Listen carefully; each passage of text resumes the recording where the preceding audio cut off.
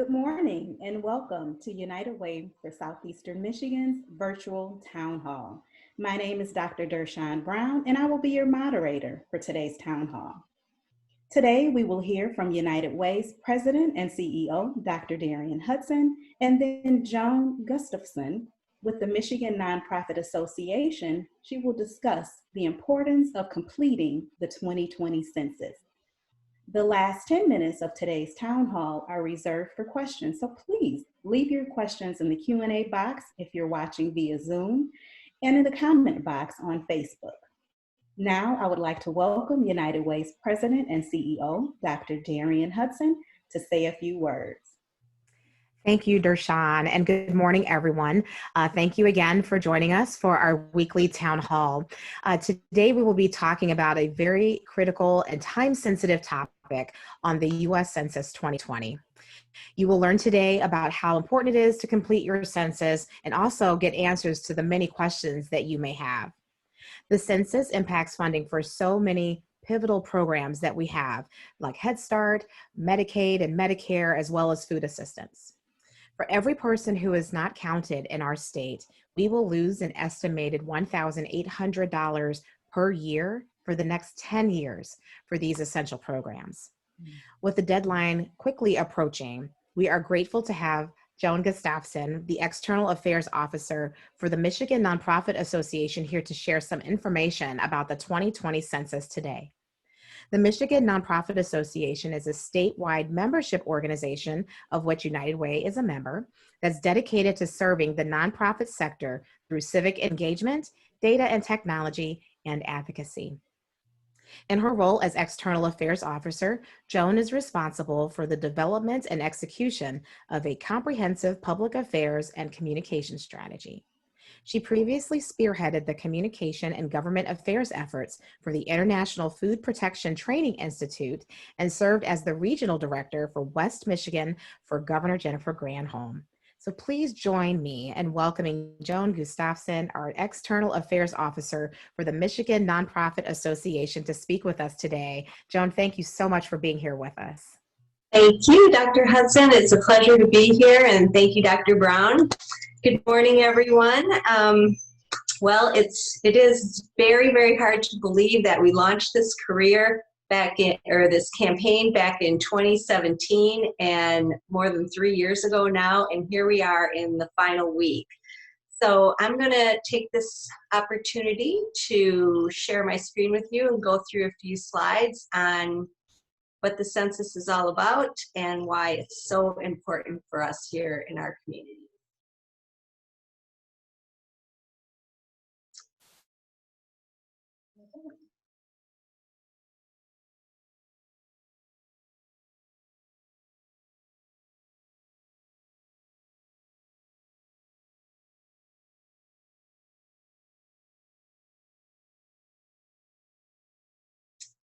Can everybody see the first slide? Yes, excellent. All right. So, well, as Dr. Hudson said, Michigan Nonprofit Association is a statewide membership organization, and we're in our 30th year of serving a very large and diverse nonprofit sector here in Michigan. And as I said, in 2017, we launched a campaign to mobilize nonprofits to help the state get a complete and accurate count in the 2020 census. The campaign was specifically focusing on making sure that people who have historically been undercounted and underrepresented in our state are counted and that their voices are heard. So you might ask yourself, why are nonprofits involved in this? Isn't this a federal government activity? And the reason is for two main reasons, basically. Number one, nonprofits are uniquely qualified to reach the groups that I was talking about. We work in communities and neighborhoods every single day and have trusted relationships with folks, different communities of color, immigrants, undocumented people, young children, low-income people, and people experiencing homelessness. The second reason, as Dr. Hudson mentioned earlier, is because of the funding. For every person that is not counted, we lose thousands of dollars that are very, very important to us here in our communities. And that amount can be anywhere from, at the low end, about $1,800 per person per year, to, in some communities, up to $5,000 per person per year. And that's for 10 years, because we only count a census every 10 years. So we don't get a chance to do this over. We're stuck with these numbers for the next 10 years.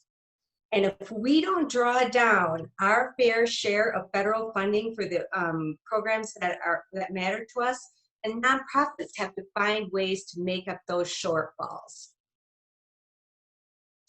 So let's just talk really quickly, like, what exactly is the census? As I said, every 10 years, the Census Bureau is charged with counting every single person who lives in the United States. Every household will have the option to self-respond to the census in one of three ways. You can either respond via the internet, online, and that's the very first time that we can do it online, which really, in the midst of everything that we've been going through this year, it's been very beneficial that people have had the opportunity to go online and fill out the census. But you can also fill out the census by telephone or the paper questionnaire, and every household was mailed a paper questionnaire.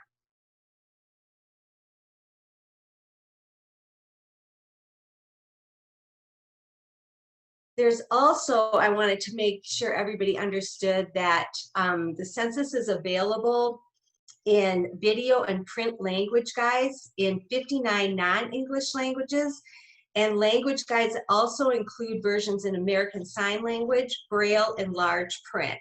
So trying to make it easy for every single person living in the state to fill out their census. So a lot of people ask, what happens if you don't respond to your census on your own?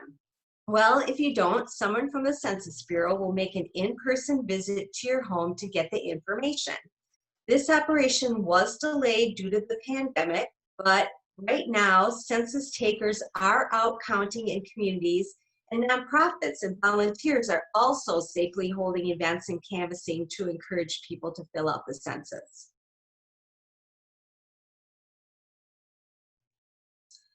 Well, this is the million-dollar question. Why is the census important to us, and why do we care about it? You know, we talked about a little about this earlier, but it's important to be counted in the census for three reasons: for data, for democracy, and for dollars, the 3 Ds. In addition to determining how many seats that Michigan gets in Congress, which is our representation or our democracy, the census count also determines how much federal funding we get for the programs that are so important to us. And it's millions and millions of dollars. I'll share a few examples. There'll be Section 8 housing choice vouchers, SNAP, WIC, health center programs, community centers, migrant centers, homeless centers, home energy assistance programs, child care and child development. One of the most popular programs, and one that a lot of people know, is the National School Lunch Program. That is funded by how many people are counted in the census. Also, Medicare, Medicaid, and MyChild. $2 billion in Medicaid funding comes to Detroiters annually, benefiting more than 200,000 people who live in Detroit. That's just one program or one area of programming. $200 million in federal education grants come to Detroit schools based on census count. And those are for programs that we all know: Head Start, special ed programs, and Title I for school funding.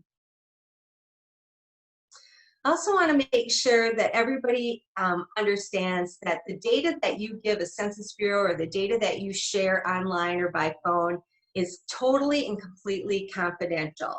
You won't be asked about your citizenship, you won't report your immigration status, and there's a whole host of other things that won't be asked. but the Census Bureau information is confidential and it will not be shared by any other agency, either state agency or federal agency.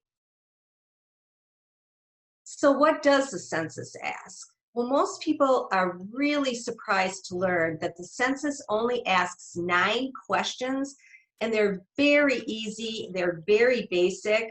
I've got them listed up here on the screen right now.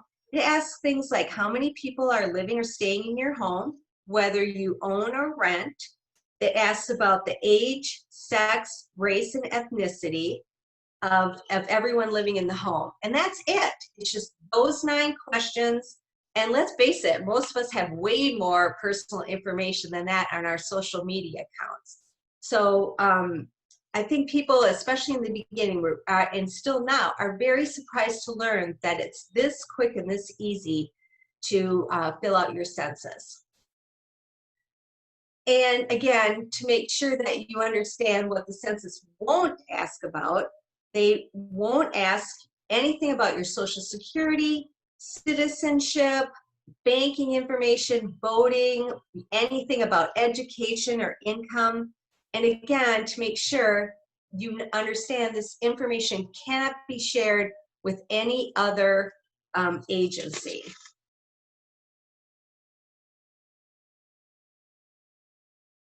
So just to kind of wrap up on the slides, I just want to, again, please, in the next 7 days, and that's all we've got until the end of this month, to please fill out your census if you haven't already, either online at 2020census.gov or by phone, 844-330-2020.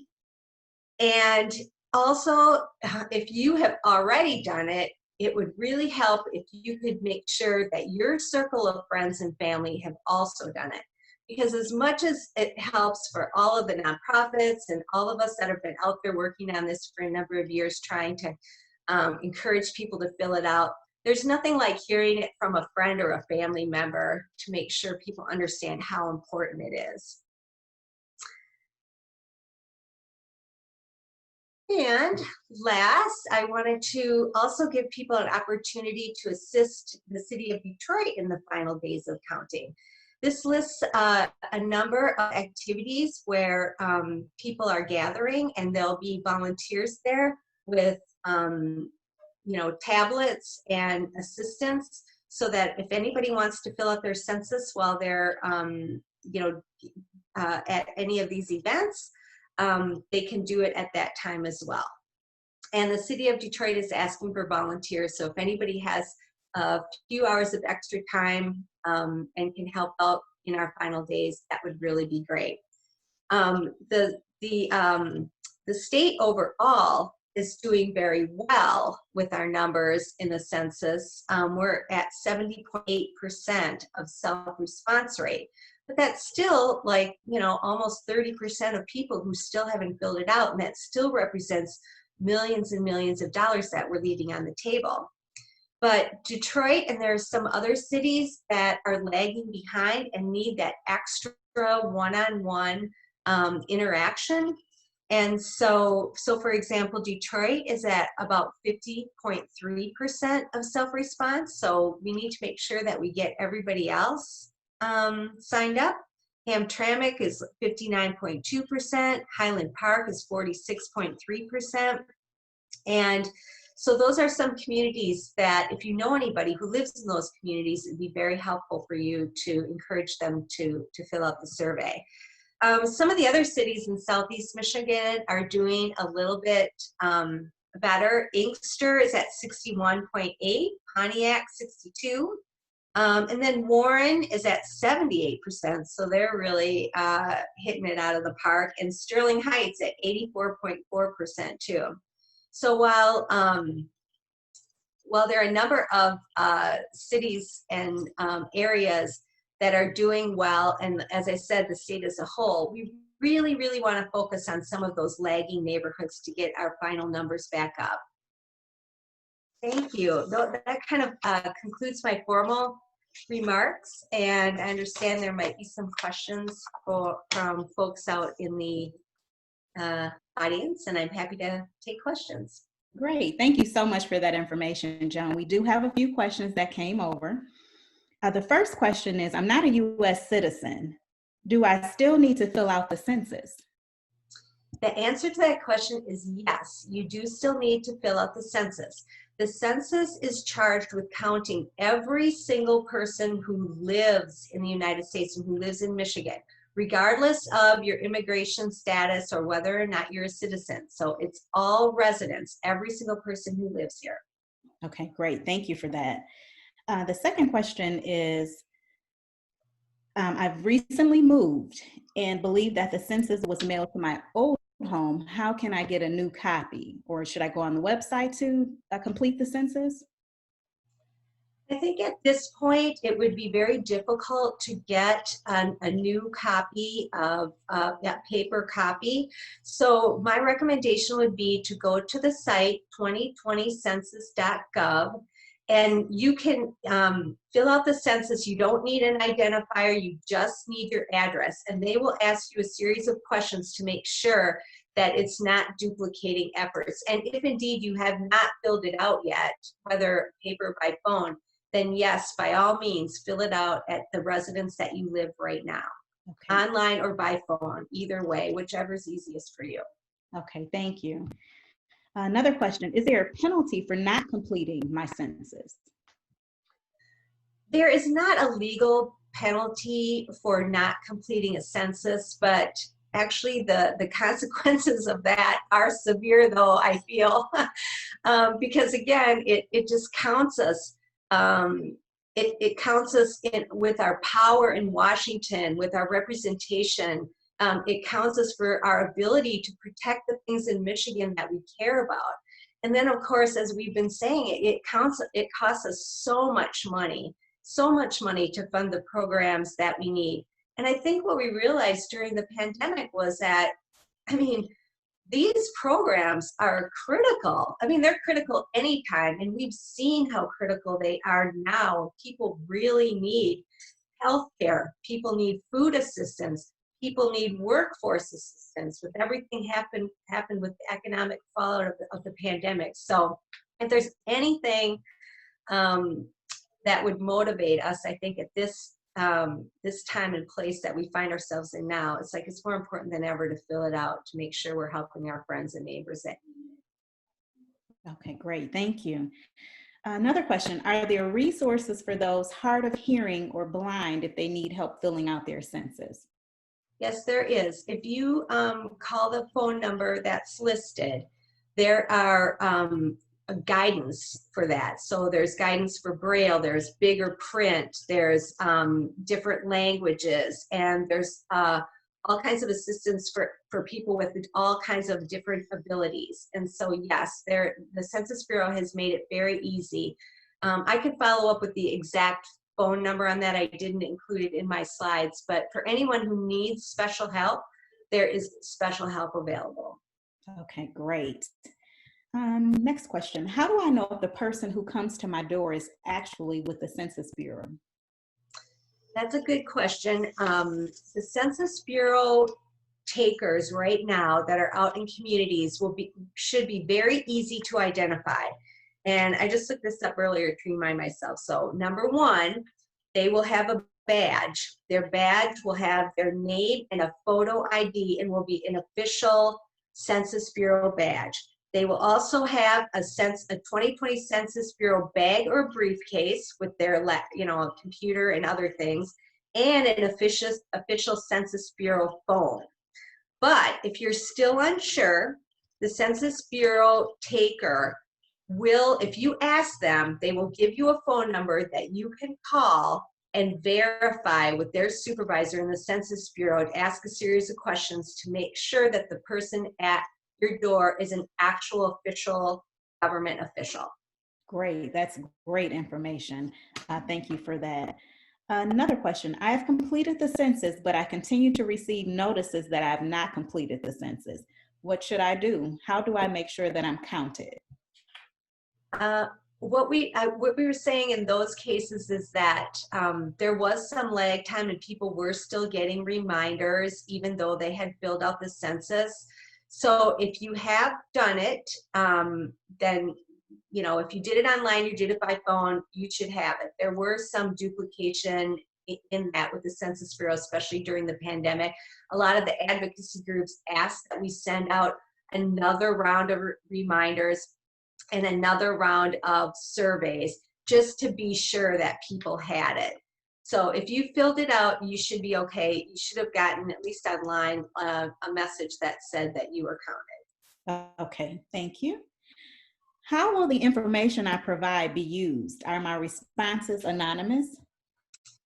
Your responses are completely confidential and private, and only the Census Bureau can use it for data purposes and for determining how many congressional seats Michigan gets and how much federal funding we get. So the information is, I won't say necessarily anonymous, but it is private, it is safe, it's confidential, and it is a felony for anyone in the Census Bureau or in the government to share the information with any other agency. Good, yeah, thank you for that. Another question is, I've already filled out the census. What can I do to help increase the completion of the census? Well, and that, like I said, it's just, if you could share what you've learned today, how important this is, especially in the age of COVID, just to talk to your friends, to talk to your circle of friends, to talk to your family members, coworkers, just like, hey, you guys, have you filled it out yet? It's so easy.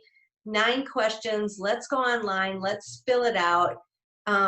It's just, it takes so little time and means so much for our communities. So anything that you can do to be that trusted individual that people know and like, and will, you know, will have a better chance of filling it out based on your request than maybe somebody else's request, that would be really helpful. And again, as Dr. Hudson said, we are running out of time. We've got 7 days left to do this. And so the push is on. Anything you can do in the last week would be great. Absolutely. Another question, when will the census information be available to the public? That is a good question. As a lot of people know, the deadline has been shifting a lot since COVID. We were supposed to be completed with the census at the end of June. Then the deadline moved to the end of October, and now, right now, it's the end of September. So after the raw data is counted, which we expect that to be at the end of September, but then the Census Bureau has to take a number of months to process the data, that raw data, and to get it into some shape that they present those files to the president. Now, it was supposed to, it's right now, it's by the end of the year. Then those files will determine apportionment and redistricting sometime in the spring. And then the data will be available to the general public and to states sometime after that. So I don't know the exact answer to the question because the timeline has changed, but sometime at the end, middle to the end of 2021, it will be available. Okay, great. And as you mentioned, we are at crunch time. We are about 7 days out. So can you really just hone in for our guest the importance? Why should they fill out the census? Why should they do it? Filling out the census, it's such an easy thing to do. And it has there's just so much at stake if we don't draw down the federal dollars that we're entitled to. I mean, we're paying taxes, we're paying that money to the federal government. That money, we deserve that money back. We deserve it for the programs that we care about, for our neighbors, for our friends, for people who are most vulnerable. And all we need to do is just take 10 minutes to fill out those 9 questions, and it can mean so much. I don't know how to really, I can't overstate how much money and how much it means to us. And then the other thing too is our representation. Our voices need to be heard. We need to be counted. It's just not an option anymore to sit silent in so many things. And this is just one of those very easy things where people can say, I'm here, I count, I matter, and I will not be silent. I will not be invisible. Absolutely. Thank you for that. I mean, as you said, it's really quick. It took me about 6 minutes to complete it. Really simple. And I know that it's going to really be beneficial to my community. And so I'm hopeful that others will join in and go ahead and complete it. We only have 7 days to do it. So thank you.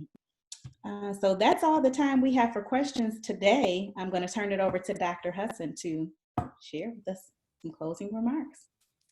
Thank you so much again, Dershawn. And thank you, Joan, for this critical information on the 2020 census. I give Dershawn a lot of credit. She said it took her 6 minutes to get her census done. I was more on the probably 10, 15 minutes side because I was so paranoid and wanted to make sure I had every single I dotted and T crossed. But regardless of how long it takes you, we can't stress the importance of having these dollars. Joan gave us some really good tips. It provides data. It's for our democracy, and it generates dollars into our community. And so we all have an obligation to do what we can. We've been provided with a list of locations where people can go and complete their census. We will make sure we get that information on our website and share that as well on our social media channels to get as many people there as possible in these last 7 days. So we know that there are people who are listening today who have a number of challenges that they are facing. So we always want to end our town halls by making sure you know how to get help if you need it. You can call 211. Help is available 24/7, or you can visit unitedwaysem.org/211. And all you need is your zip code or the zip code in which you are currently making your call from to find out where you can get resources for rent assistance, utility assistance, for diapers, for food pantries. So please continue to use that service. Joan also mentioned the flexing of the different deadlines for the census and just how important it is that we continue to communicate and push the supports that are needed in our community as it relates to the COVID-19 relief bill. Please continue to contact your local representatives. You can also go to our website at standwithunitedway.org to learn more about what is currently on the table or not on the table and the kinds of things that we can do to be able to bring support to our community. And just one last time, because you can't say it enough, be counted. Fill out your census by September 30th at my2020census.gov. It matters more than ever. It matters. So next week, we will have another town hall. This time, we are going to be focused on gender equity, childcare, and more. And we'll be having a conversation with the Michigan Women's Commission. Our guest speaker will be Shannon Garrett. She is the Chief Strategy Officer for the Michigan Women's Commission, and it'll be next Wednesday at 10 a.m., the same day that your census is due. So we will make sure, Joan, we won't let you down. We will still be pushing this census all the way through that town hall next week. And you can also sign up for town hall alerts at www.unitedwaysem.org/virtual town halls. So with that, everyone, thank you so much. Be well, continue to be safe, be healthy, and stand united.